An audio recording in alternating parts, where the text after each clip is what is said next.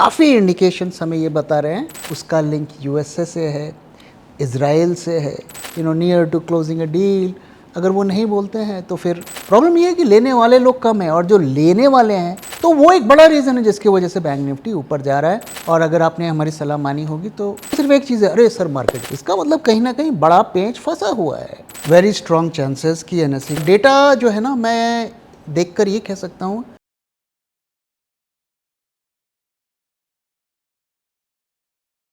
तो sir last video में आपने कहा था कि बुल्स की गाड़ी स्टेशन पे पहुंचती हुई आपको दिख रही है। तो सर अगर आज का सिनेरियो देखें तो क्या गाड़ी पहुंच चुकी है?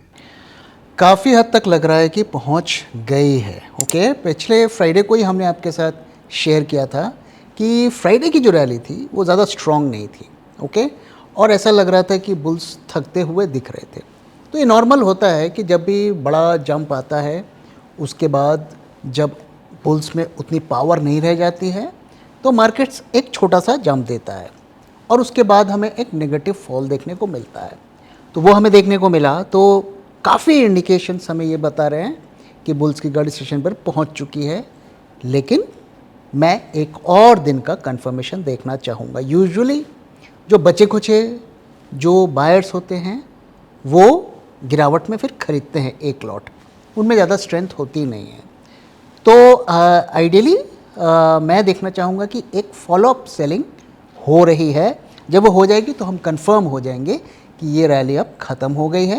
तो मुझे लगता है कि एक दिन का और हमें इंतज़ार करना चाहिए। सर आज जो हमें मार्केट में फॉल देखने को मिला, इसका कोई रीज़न है या फिर ये टेक्निकल सीन है? देखो, मार्केट्स अगर आप देखोगे ना, फंडामेंटल्स पे देखो, चल नहीं रहे हैं। ओके, अगर मैं पिछले हफ्ते की रैली की बात करूं तो इसके जो दो सबसे बड़े कंट्रीब्यूटर थे वो एचडीएफसी बैंक और रिलायंस थे।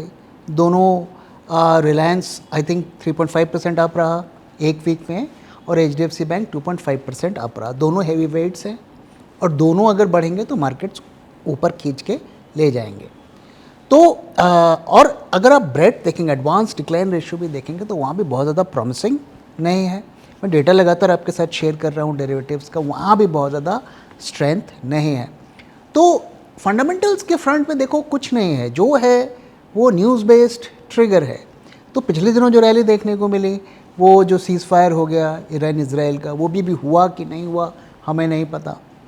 थैंकफुली टैरिफ्स के फ्रंट पर कोई हमारी खबर नहीं आ रही थी, वो भी एक पॉजिटिव ट्रिगर, एक पॉजिटिव स्टिमुलस मार्केट के लिए साबित हुआ। तो सारा कुछ न्यूज़ का खेला है और अब आज की गिरावट के लिए भी न्यूज़ ही कुछ हद तक जिम्मेदार है। तो दो नई डेवलपमेंट्स मैं आपके साथ शेयर करता हूँ, आप लोग को पता भी होगा। तो अभी वीकेंड में संडे के दिन रशिया ने अब तक का सबसे बड़ा हमला यूक्रेन पर किया है। ओके, अब ये हमें कैसे इम्पैक्ट करता है तो मैं लगातार आपके साथ शेयर कर रहा हूँ कि आज के दौर में कोई भी ग्लोबल कॉन्फ्लिक्ट जो हो रहा है उसको हम आइसोलेशन पे ना देखें। तो जो यूक्रेन और रशिया में हो रहा है, कहीं ना कहीं वो उसका लिंक यूएसए से है, इज़राइल से है। तो ये उसी की कड़ी है। तो उसका रिएक्शन हो सकता है हमें दोबारा से मिडिल ईस्ट में देखने को मिले। तो एक तो ये वजह रही, एस्केलेशन हो गया। ओके, क्रूड में भी अगर आप देखें तो आज जंप हमें देखने को मिला और फिर वो फ्लैट हो गया। ओके, तो क्रूड ने भी माइनर बहुत रिएक्शन वहाँ पे दिया है। साथ ही आप देखो टैरिफ्स के फ्रंट पे जो हमारे इंडिया यूएस की डील हो रही है, देयर इज़ नो न्यूज़, और वो थोड़ा चिंता का विषय बनता जा रहा है मार्केट के लिए, क्योंकि जुलाई 9 काफ़ी नज़दीक। सर वैसे टैरिफ से याद आया कि ट्रेड डील की बात तो कहीं हो ही नहीं रही है। 9 तारीख नज़दीक आ रही है, 26% टैरिफ की आशंका लगी हुई है। इसका क्या अपडेट है? मतलब ट्रेड डील होगी, नहीं होगी, क्या होगा?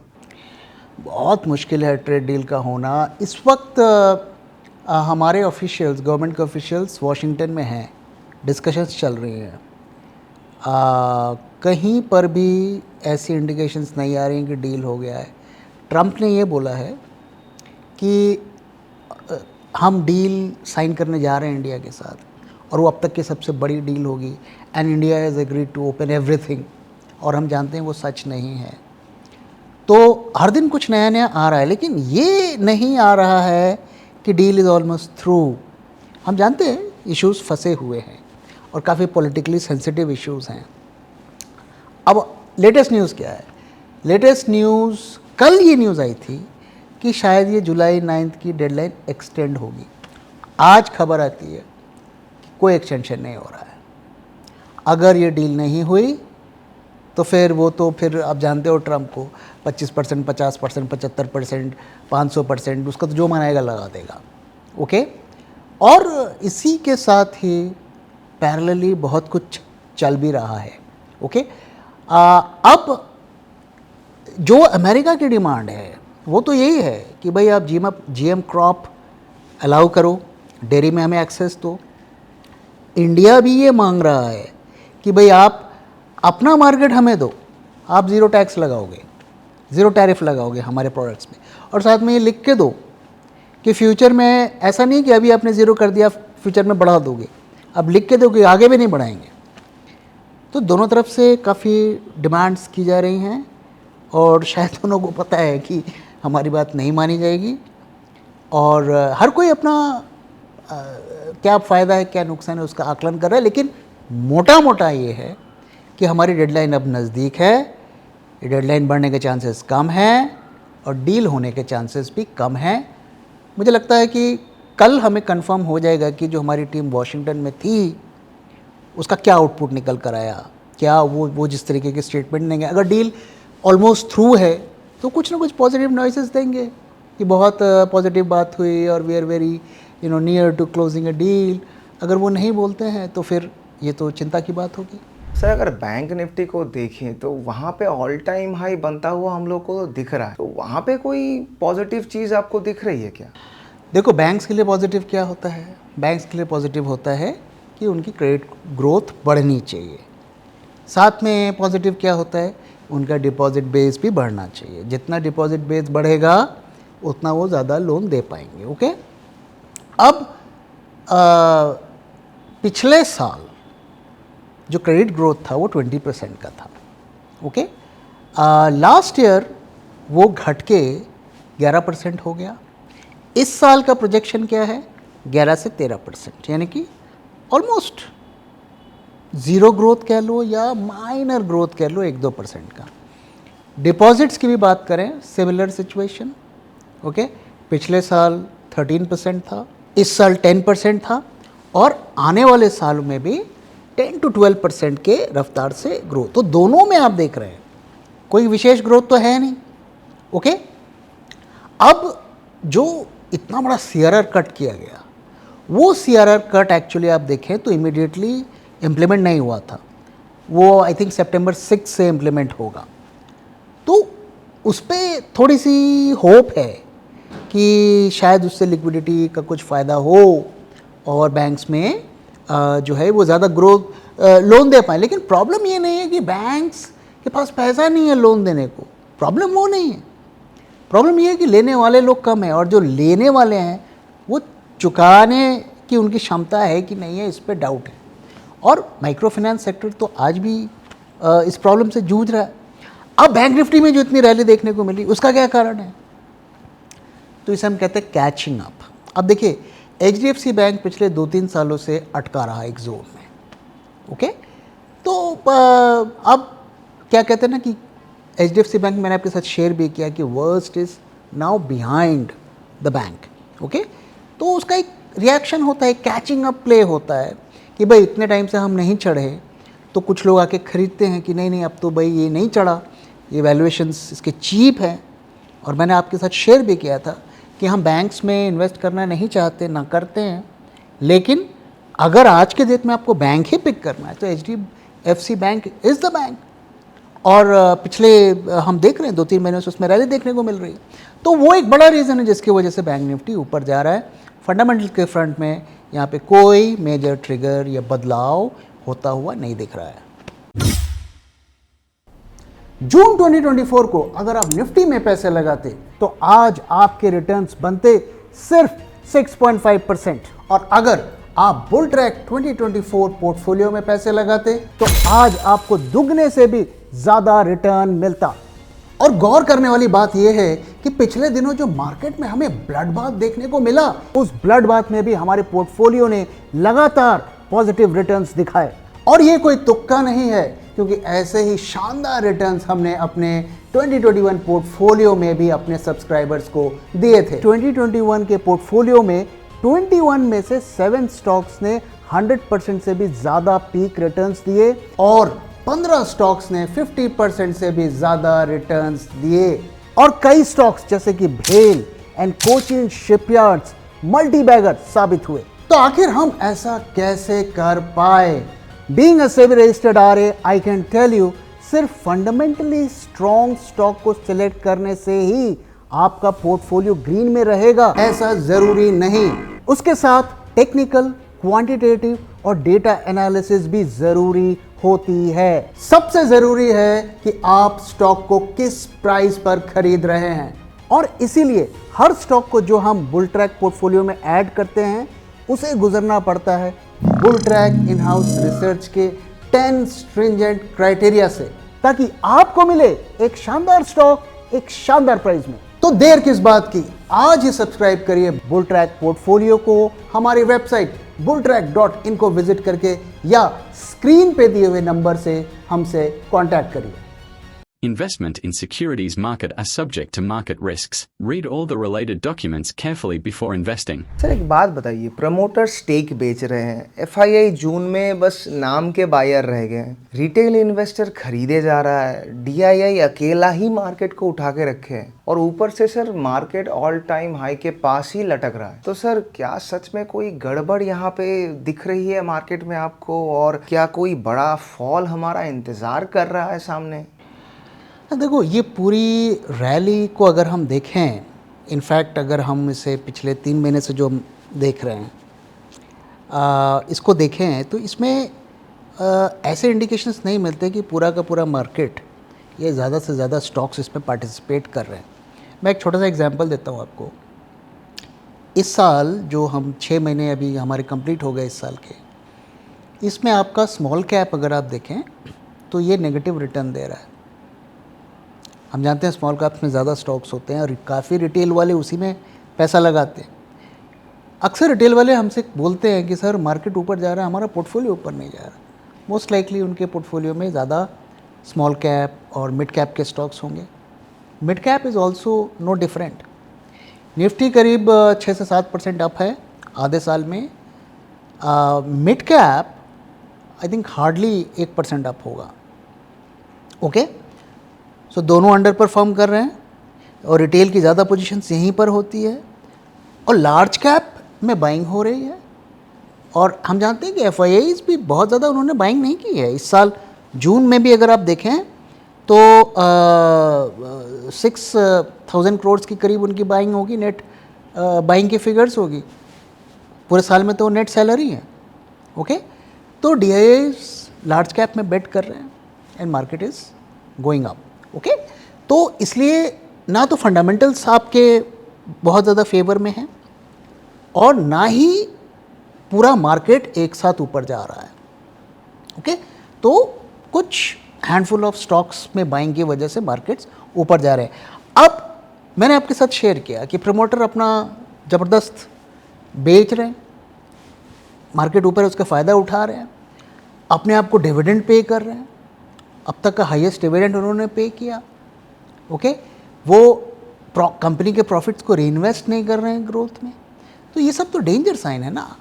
आप अगर मार्केट्स को ना देखें कि इतना चढ़ गया, आप उसको छोड़कर क्या बुलिश हो रहा है उसके बारे में बात करिए, वो मुझे बताइए आप। सिर्फ एक चीज़ है, अरे सर मार्केट इतना चढ़ गया। फंडामेंटल्स पे कंपनी के प्रॉफिट बढ़ गए, आप ये बताओ। इस सेक्टर में ग्रोथ की अपॉर्चुनिटी है, आप ये बताओ। प्रोमोटर देखो इतना इन्वेस्ट कर रहे हैं, आप मुझे ये बताओ। कंपनी ग्रोथ में इतना इन्वेस्ट कर रही है, आप मुझे ये बताओ। तब तो मैं समझूँ ना। कोई भी पैसे लाकर अंधाधुंध खरीद के शेयर बाजार को ऊपर चढ़ा सकता है। What is the big deal? Pump और डंप होता क्या है, जिसके बारे में सेबी लगातार बात करता है? यही तो होता है ना। मार्केट को इतना चढ़ाओ, इतना चढ़ाओ, इतना चढ़ाओ कि लोग बिल से निकल कर आकर खरीदें और फिर डंप कर दो। अब बात करते हैं कि मेजर फॉल की। हमने देखा कि मेजर राइज जो हमें देखने को मिला वो क्या था, न्यूज़ बेस्ड ट्रिगर था, टैरिफ्स हट गए जी। तो जब मेजर फॉल होगा ना, मार्केट को धक्का देने के लिए एक न्यूज़ का ट्रिगर चाहिए होगा। एक न्यूज़ तो देखो हमारे सामने खड़ी हुई है, टैरिफ के फ्रंट में क्या होता है वो देखना है।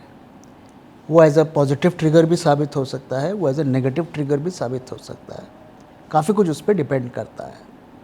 अभी तक तो कुछ उसमें पॉजिटिव इंडिकेशंस नहीं आ रहे हैं, क्योंकि जिनको डील करनी थी उन्होंने कर ली। हम सबसे पहले से बात कर रहे हैं और हमारी डील नहीं हो पाई है, इसका मतलब कहीं ना कहीं बड़ा पेंच फंसा हुआ है। और अगर हम मेजर फॉल की बात करें, मेजर फॉल के ट्रिगर की बात करें, तो यही शायद एक ट्रिगर होगा। सर, आपने उस दिन आईपीओ की बात की थी, कहा था कि IPO is driving the market. अब तो सर एनएसई को भी क्लियरेंस मिल गया है, तो क्या लगता है आपको, फाइनली एनएसई लिस्टेड होगा? वेरी स्ट्रॉन्ग चांसेस कि एनएसई का आईपीओ आएगा। गवर्नमेंट चाहती है कि आईपीओ आए। उनके कोर्ट केसेस फंसे हुए थे और उन्होंने कई बार सेबी के साथ सेटल करने की कोशिश की। अभी खबरें आई है कि वो 1388 करोड़ पे करके सेटल करने की कोशिश कर रहे हैं। मोस्ट लाइकली हो जाएगा। गवर्नमेंट इसलिए चाहती है कि ये आईपीओ आए क्योंकि काफ़ी पीएसयूज़ का एनएसई में स्टेक है। उसमें से मेजर मैं कहूँ तो एलआईसी है, जीआईसी है, एसबीआई कैपिटल्स है। तो पीएसयूज़ करीब 31% स्टेक होल्ड करते हैं और इनकी वैल्यू 1.8 लाख करोड़ है। तो सरकार के पास तो पैसा आएगा ही, सरकार डिविडेंड ले लेगी इन कंपनी से। तो सरकार चाहती है, सरकार चाहेगी तो आएगा। ओके। और हम जानते हैं कि ये आईपीओ देखो डिस्काउंट में तो आएगा नहीं। ऑलरेडी ग्रे मार्केट में इसके प्राइजेस सुनने में आया है कि करीब 1600 से 2400 रुपीज़ पहुँच गए हैं।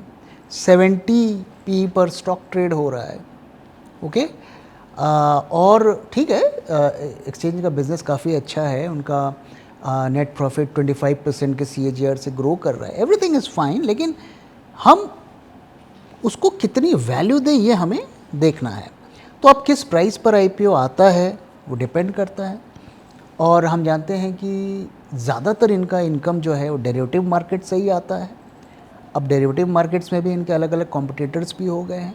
तो क्या उस तरीके की वैल्यूएशंस जस्टिफाई की जा सकती हैं? तो अभी मुझे लगता है कि आईपीओ तो आ जाएगा, लेकिन अब किस प्राइस बैंड पर आता है वो जब वो अनाउंस होगा तब बात करेंगे।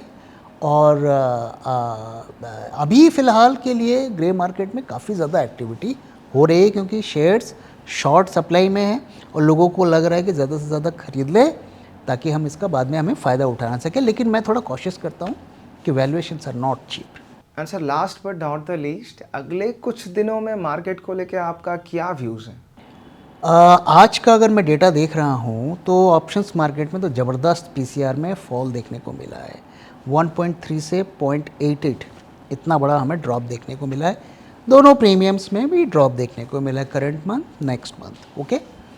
तो डेटा जो है ना, मैं देखकर ये कह सकता हूँ बहुत ज़्यादा बेरिशनेस नहीं है।